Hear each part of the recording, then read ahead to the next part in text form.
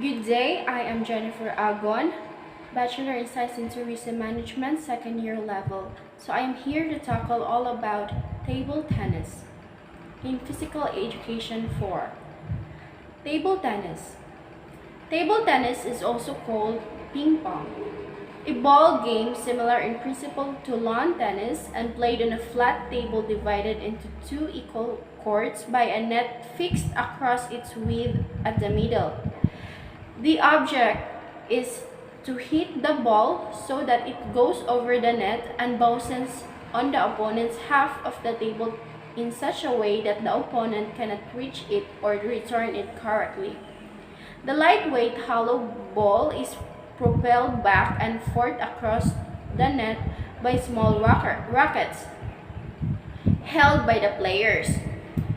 The game is popular all over the world. In most countries, it is very highly organized as a competitive sport, especially in Europe and Asia, particularly in China and Japan. The history of table tennis has been around for over 140 years, and in that time, a lot has changed since its humble beginning being played in homes by the upper classes to now being played by millions of players in hundreds of countries all over the world. Table tennis, or ping pong as it is more commonly known in the US, was invented in 1880s, Victorian England.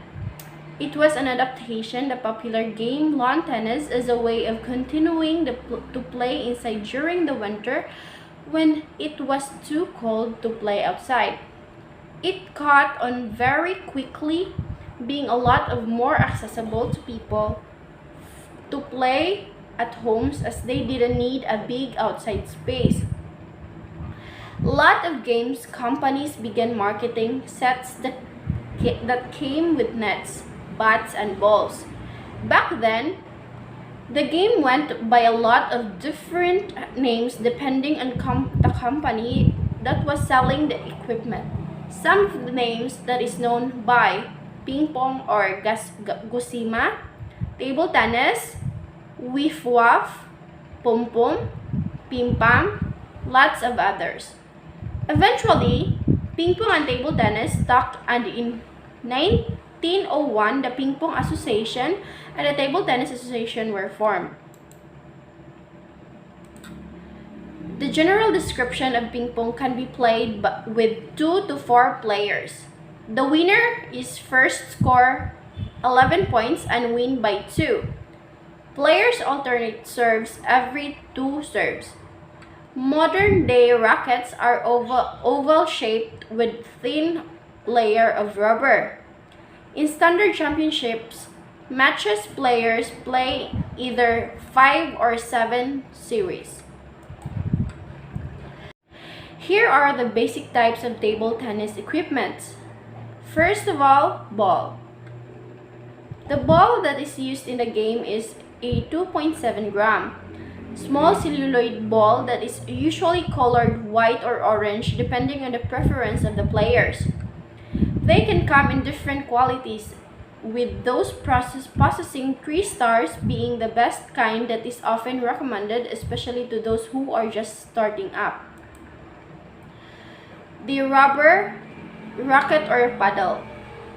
The table tennis racket or paddle is another important piece of equipment that is used in hitting the ball back and forth on the table. Its shape is similar to the ones used in a game of tennis, except that it is smaller and is made of different materials. The racket is usually made of wood and rubber and is divided into 2 parts, the handle and the blade. The quality of both of the parts of the racket can affect the force that can be applied by the player, and it is important that the player choose the best kind of rackets in order to really improve. Aside from that, the player must take notice of the kind of rubber that is used in blade, as this can affect the type of amount to spin that can be used in hitting the ball. However, they must be sure to buy from reputable table tennis store or sports shops or online table stores. So the blade, rubber, sponge, and the handle. The most important basic type equipment of a table tennis is the table tennis table.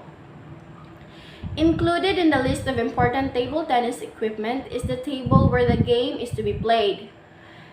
The ITTF specifies that the official table tennis tables that are used in a tournament must be 9 feet long, 5 feet wide, and must be placed 30 inches high from the ground. They come either green, blue, or black in color and are usually made from a type of hardboard. The surface must be smooth as to provide the lowest friction as possible. Next would be net and post. The net, which is the last piece of important equipment, is usually brought together with the table tennis or with the racket, or it can be brought by itself. The table tennis net has 6 feet long and 6 inches wide and has an upper white tape that is not more than 15 millimeter wide.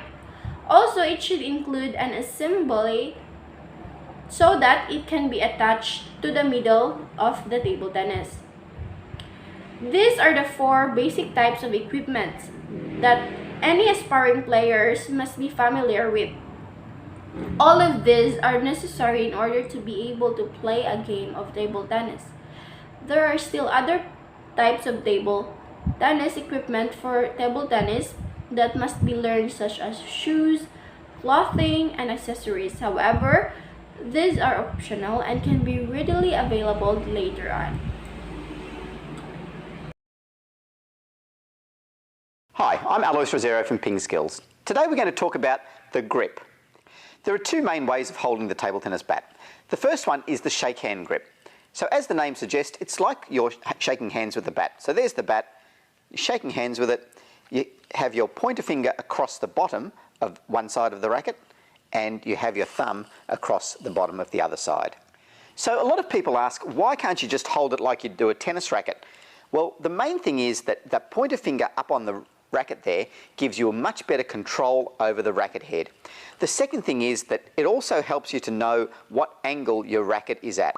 So if your racket turns in your hand a little bit, you've got a good idea of where that is with your pointer finger there. If you don't have your pointer finger there, your racket can turn in your hand and it's much harder for you to tell what angle the racket's on. So make sure that you have your pointer finger across the bottom of the bat. The other important thing with the shake hand grip is to make sure that you don't strangle the bat. If you've got your bat too tight in your hand, firstly, you're going to lose feeling in your wrist, and also it's much harder to generate spin. So have your bat really loosely in your hand. As a test, you should be able to just take the bat out of your hand as easily as that. The second common way of holding the table tennis bat is the penhold grip. So with the penhold grip, you have your handle facing upwards and you encircle your thumb and pointer finger around the handle, like you would holding a pen. On the back of your bat, you can have your fingers in 2 different ways. Either curled up, like that, or you can have them flat across the bat. That's just a preference. If your fingers are curled up, your wrist can be used a little bit more easily. If you've got your fingers spread across the back, then you get a little bit better control over the racket head. So just experiment for yourself, see which one feels more comfortable for you. Why would you choose either the shake hand or the penhold grip? There's a couple of advantages and disadvantages of each. Firstly, with the shake hand grip, the advantage is that you can use both sides equally as well, with the forehand and the backhand. The disadvantage is that you create a crossover point where you're changing between the forehand side of your racket and the backhand side of your racket. So you need to weigh those 2 things up. With the penhold grip, the advantage is that you can use your wrist a lot more because you're using your wrist in that range as opposed to the shake hand grip where you're using it in that range. So you're using your wrist much more easily with the penhole grip. The other advantage of the penhole grip is that you don't have that crossover point because you're using the same side of your racket to start off with on both sides, the backhand and the forehand. So you don't have the crossover that you had with the shake hand grip. The real disadvantage of the penhole grip though is the backhand side. It's much harder to hit the ball or attack the ball with the backhand side. Now the backhand is starting to be used as a reverse penhole backhand, which is much more effective, but it's still quite a difficult stroke with the penhole grip. In every sport, there has a basic rules. Table tennis has basic rules in scoring and games. First, games are played to 11 points. But previously, it was played to 21 points. But it ended up to 11 points. Second, if a game is tied at 10 apiece, a player must win to 2 points. Players serve 2 serves each, alternating. Previously, 5 serve each. When the game is tied to 10 points, each player serves once, alternating until a player wins the game. The fourth is a player doesn't need to win explicitly off their very own serve to win a point. And lastly, matches shall consist of an odd numbers of games, usually 5, 3, or 7. After each game, players shall switch sides. In basic rules in serving, the service would resume with the ball freely resting on the open palm of the server's free hand, which is also stationary. The server has to then project the ball vertically upwards without having to impart spin so that it can rise for at least 16 cm after it has left the palm and then comes down without making any contact with anything before it's dropped. The moment the ball is falling, the server can strike is to ensure it makes contact first with his court before then passing directly around or over the net assembly as it touches the court of the receiver. And in double games, the ball has to successively move the right half court of the receiver and server. That means in singles, you don't have to serve the ball diagonally. From the start of service to when it is struck, the ball has to be directly above the level of the surface designed for playing and then behind the end line of the server. It shall not be kept from the receiver through the aid of the body or even the clothing of the server of that for his double partner. That means that ball has to behind and above the table during the services. After the ball is thrown up, the server must remove his free hand from the space between the ball and the net. This is for the receiver can see the ball. If the process of doing a service, a player does not strike the ball when it is being played, his opponent will be given a point. And in doubles, the doubles pair must serve the ball alternately. And in doubles again, at the change of the serve, after 2 serves, the receiver now serves an opponent's partner whose serve becomes the receiver.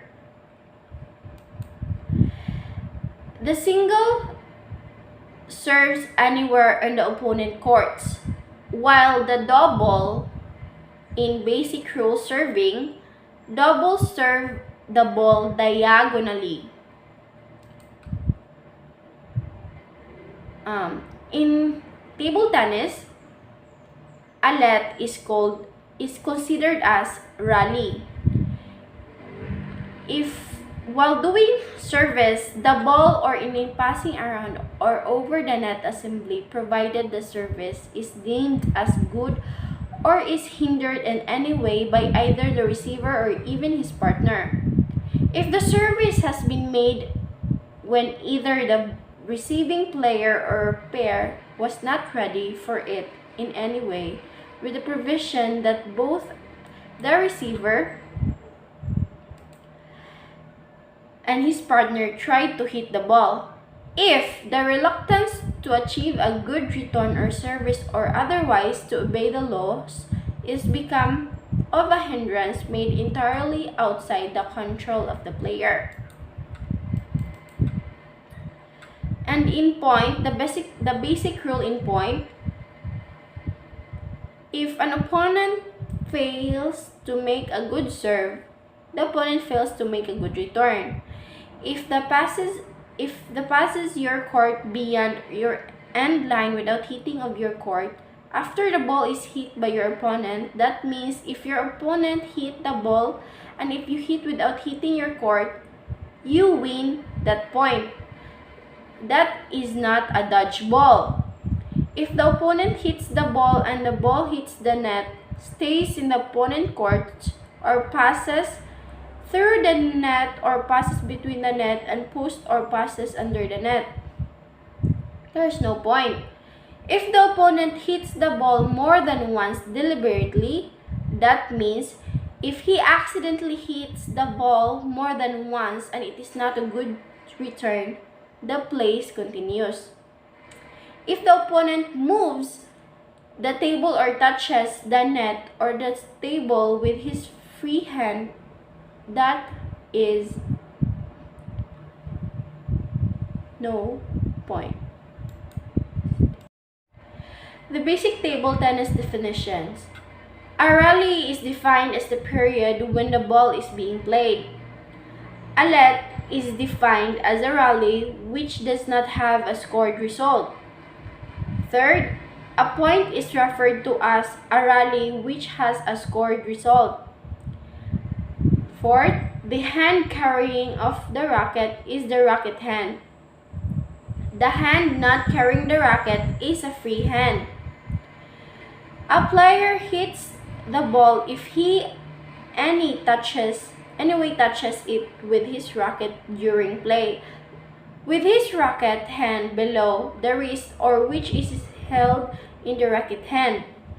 A player can be said to obstruct the ball if he or anything he carries or wears touches it during play when it is moving towards the playing surface and it had not gone past the end line, as it had not reached his court since the last time when it was struck by his opponent. The server is referred to as the player who is due to strike the first ball during a rally. The receiver is also the player who strikes the ball secondly in the rally. The ball would be said to be the passing around or all over the net assembly if it moves outside or under the projection of the net assembly which is placed outside the table. So there are so many health benefits of ping pong. First, you'll burn calories and lose weight.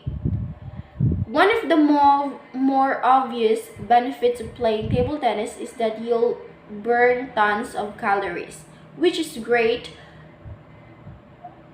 for people who are looking for a good workout but hate jogging or getting on elliptical. Second, quicken your reflexes. As you anticipate your opponent's next move, your body prepares itself to respond. Your feet get ready to shuffle in either different direction, while your arm and wrist position themselves to strike back. Improve hand-eye coordination. An intense game of table tennis can stimulate concentration, develop mental activity.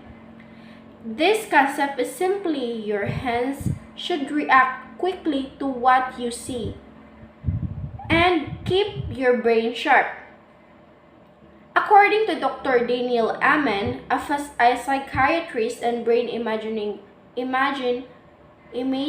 expert, once said that the health benefits of table tennis make it the world's best brain sport because it stimulously utilizes several different areas of the brain. The game has proven to keep players perceptive and maintain razor-sharp mental abilities. Lastly, evaluate mental health. Did you know that individuals living with serious mental illness face an increased risk of having chronic medical conditions? It is so important to be aware of mental health, and activities such as ping pong allow for controlled social interaction, letting you connect with people on a comfortable level and providing you with outlet. And that's all. Thank you for watching.